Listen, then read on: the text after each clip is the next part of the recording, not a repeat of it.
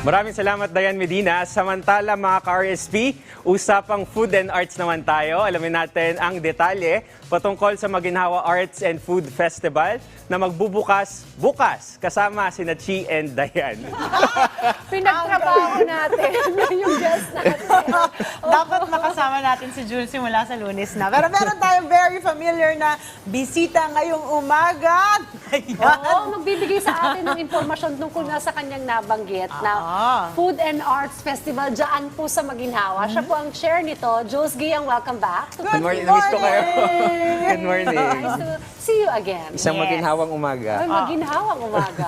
Jules, ano ba itong Maginhawa Arts and Food Festival? At anong pangunahing tema o focus nito ngayong taon? Ang pinaka-focus niya is really to make a comeback itong festival kasi it started in 2014, so that was almost 9 years ago. Okay. So we plan to revive it, especially after the pandemic, medyo bumaba yung vibrancy ng Maginhawa, so gusto namin ibalik yun. So that's the primary goal.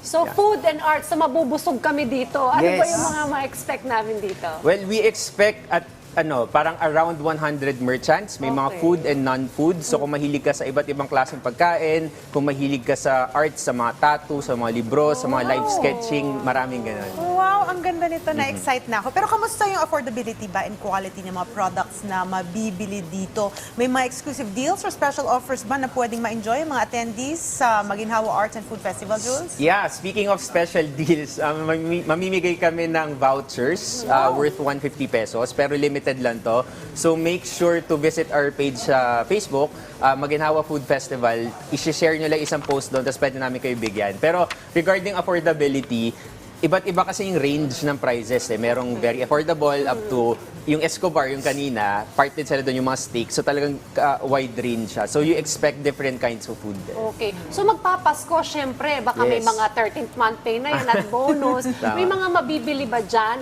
pang Noche Buena o kaya pang regalo? Yes, speaking of Noche Buena, magandang chance to explore restaurants na pwede niyong orderan for the holiday season. And since may non-food din, pwede rin sila maghanap ng mga pwedeng affordable na mga pangregalo. Ang galing, ano? Okay, hanggang kailan ba itong Maginhawa Arts and Food Festival? Actually, one day lang siya. Bukas lang. Tomorrow lang from Okay. 9 a.m. to 12 midnight. So until 12 midnight dahil meron tayong concert sa gabi. Free concert to Okay. So nandun yung Dilaw, Over October, Ridley's, etc. And si Fifi ang mag-host dito sa gabi bukas. naman! Love your own! Nanonood talaga tayo niyan. Oh, Okay, diba? please invite again our viewers, mga ka-RSP, na pumunta bukas. Yun lang, saan kaya pwede mag-park dyan? Yes. Ayan, so mga ka-RSP, inimbitahan po namin kayong lahat na bumisita sa Maginhawa bukas at syempre araw-araw din. Pero para bukas sa Maginhawa Arts and Food Festival from 9 a.m.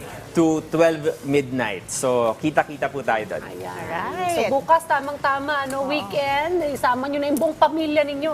Diyan na kayo mag-banding buong araw at magdamag. At Maraming dyan salamat. tayo mag-shopping pang Christmas. So, diba? Thank you, Jules Giang. Siya po ang chair ng Maginhawa Food and Arts Festival. Bukas na po yan, 9 a.m. to 12 midnight. Suportahan natin.